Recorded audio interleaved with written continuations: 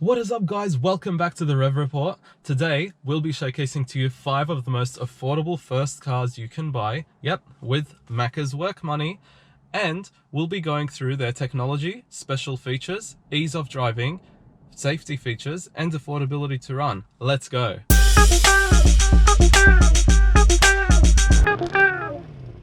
Sincerest apologies, guys, for not uploading for so long. But in saying that, we'll talk about today's video. An additional note, today's cars that we'll be looking at will not exceed more than $10,000. So let's go and check them out. Number 5 on our list is 2006 and earlier BMW 120D, or if you can afford it, a 130i. This car's the only rear-wheel drive option on this list, so you're gonna bet your bottom dollar you're gonna have fun with it. BMWs are known for their rear-mounted engines behind the wheels. So when you inspect a car, always look underneath to check for any evident leaks. Always look around the engine bay as well and check the tires. The way you check the tires, you run your hand over the thread here and you check for these, I don't know if you can see, indicators right here. If they're in line with the rest of the tire, that means the tires need to be changed. In this case, this car needs tires. One of the main reasons why the BMW makes it on this list is because of its safety features. It is one of the best in terms of safety for those behind the wheel for the first time. It comes with 6 airbags, corner braking, ABS and electronic stability as standard, and many other safety features. Being a European car, they are usually built tougher as well. Just observe the smell of the car as well. This one smells like it's been underwater, so... One of the reasons why I could not find a 120D to show you guys is because of how tough they are and how reliable they are, to the point that no one's selling them. So, the reason why you should still be careful to buy a 120D is especially from those made between 2007 up to 2011, where they did definitely have timing chain problems, which cost thousands up to a new engine, depending on the severity of the problem, to fix. They do have their usual cooling system maintenance every 80,000 kilometers or so tread carefully with this car. In terms of affordability for the BMW 120D, it comes in at around $10,000 mark, including one that's clean. If you can have a 130i though, those go for around $20,000. Special features of the BMW include leather seats, a starter button, automatic headlights, and an automatic rain sensing windscreen wiper. Pretty much, you do all the driving, the car will take care of the weather. In terms of technology, the BMW is fairly on the light side, lighter than the other budget cars on this list, only coming with a CD player and 6-speaker stereo as standard, no auxiliary input. Although some came with the upgraded iDrive of the time, but still outdated for today's age. All good for the test drive? Yeah. The BMW is simple to drive, especially when automatic versions can be had reliably and affordably. It's also a small car that's fun to drive as well, being a rear-wheel drive hatchback. Are there any good cornering roads around here, or like to test the handling of it? You want to go to the race course? Do, however, be aware of the blind spots, as this car somewhat has thicker pillars than the other cars on this list. Ladies, you know. Number 4 on the list is the Ford Fiesta from 2009, manual version. Known for its easy and enjoyable driving experience, this model Ford Fiesta is a great first car choice, especially when the manual version is chosen. In terms of safety, the Ford Fiesta comes with dual driver passenger airbags and ABS as standard. However, it only came with drum brakes at the rear, with disc brakes at the front.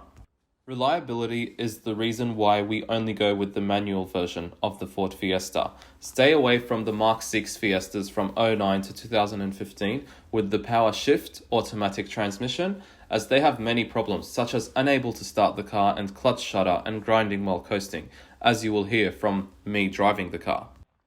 Be sure when checking out a Ford Fiesta, run the VIN number by the dealer network to ensure that all recalls have been carried out, as there were multiple of them, such as the door not latching. Oh my goodness, 225,000 Ks.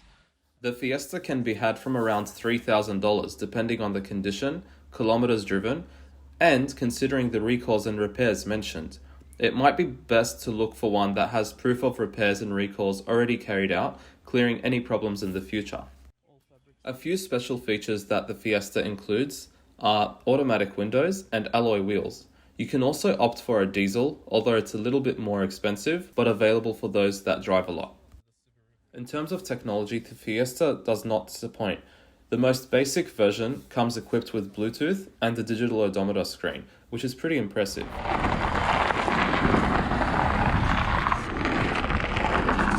Doesn't sound or smell very healthy. All good? Yeah, thanks. Since the manual is recommended, this would be suitable for those willing to learn how to drive manual. It is not only engaging, but also gives you a more involving driving experience. Handle's pretty nice. At number 3 is the Mazda 3, from 2008 onwards. One of the most favoured car models in Australia for handling and dependability. Safety features of the Mazda 3 include 6 airbags, ABS and brake assist. In terms of reliability, it's best to avoid models before 2008 as they did have some engine problems such as variable valve timing actuators causing a ticking noise in the engine bay. Automatic transmissions in Mazdas are generally known for not being the best in reliability, so the manual version is more recommended. A general inspection should be carried out when considering one. The Mazda 3 from 2008 can be had from around $6,000 depending on condition. They are fairly reliable, but do keep in mind if one is too good to be true in terms of pricing. It's fairly simple, this car. It doesn't really have many features or anything. In terms of special features for the Mazda, it has all automatic windows on each door. This also has CD player. Auxiliary is down here. So there's a seatbelt indicator right here. Technology of the Mazda is pretty last generation. It just has an auxiliary input and a mere 6-speaker stereo. It's got a nice sporty steering wheel. Pretty spacious in here. So this has got manual seat adjustments, manual handbrake, and it's also got Tiptronic. This one actually has roof racks at the top, so it does make some noise while you drive.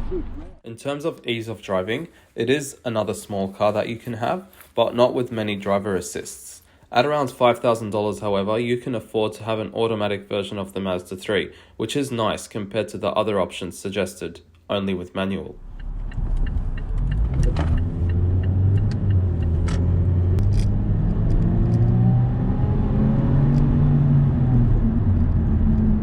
It does have some good pickup.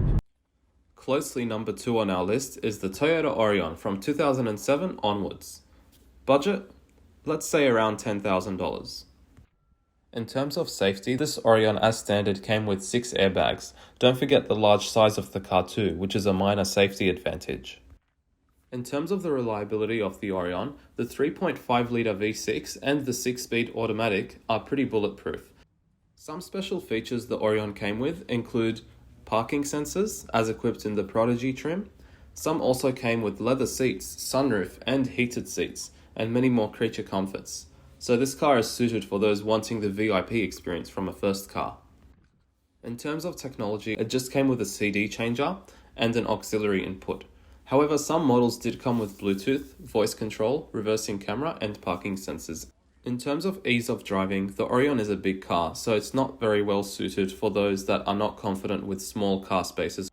Number 1, Subaru Impreza, 2008 onwards.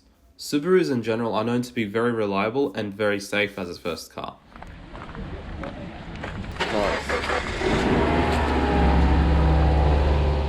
In terms of safety, it doesn't disappoint.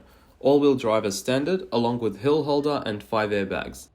In terms of reliability for the 2008 Impreza onwards, they don't really have any major mechanical or other problems that could go wrong with them. But, as always, a general detailed car inspection is recommended when going to check one out. It does have quite a nice interior. I believe these are microphones for the Bluetooth system, passenger and driver airbags, and rear curtain airbags too. It's quite neat. It has a bit more than your standard safety features of the other cars, and it's also got all-wheel drive, which makes it even better on the road. The Impreza from 2008 can be had from as little as $5,000 depending on the condition and your negotiation skills. Some special features to note on the Impreza, depending on the model, include bi-xenon headlights and LED taillights. Some models, including the RS, came with a sports body kit, which made the Impreza look much more sportier and have a better stance on the road. Fabric seats all around and all automatic windows. I feel like the doors close better, more solidly than that BMW we went. Technology on the Impreza includes an auxiliary input CD, boasts a 10-speaker sound system as standard, which is pretty impressive. Leave through here. Seats do feel comfortable. Not very sportive, they do feel like they're a bit cardboardy. The Impreza's ease of driving is pretty similar to that of the Ford Fiesta, as the manual version is more recommended. So it's easy to handle and park in tight parking spaces, and it's really hard to lose control in it, especially in the rain, since that all-wheel drive system is permanently activated. This is quite slow, and it just sounds like the window just shuttered, which is just... Make sure whenever you're test driving a car, also turn off the radio, make sure the windows are all up, so that you can, you can listen out for sounds. Make sure you test everything, such as your wipers. Washers for the wipers don't work on this. In terms of handling, it is an old car, it does have a lot of body roll, as I've probably indicated in some of my older videos. But to make up for it, it is reliable. Make sure you test the brakes, test driving a car. Brake hard. Okay. Make sure you look at the rearview mirror to check for any smoke as well. Especially when it's a really bad engine, you will see that there's a lot of white smoke, navy or blue smoke they say. If there's a lot, you will see it evident in the rearview mirror. Otherwise, get someone with you to make sure that they check the exhaust while you're revving the engine. Revving means you're just pressing the accelerator whilst the car is stopped on park and handbrake up. So in higher speeds, you can tell this car needs some sort of wheel bearings, has that drony whiny noise. You want a smooth ride, no vibrations, no hesitations at higher speed whatsoever. So clearly, not a win for me. Do you agree with these cars? Like? Do you disagree? Dislike? Do you have a particular one in mind? Comment down below what it is. And if you want to see more of this content, subscribe, and I look forward to seeing you in the next video. Cheers!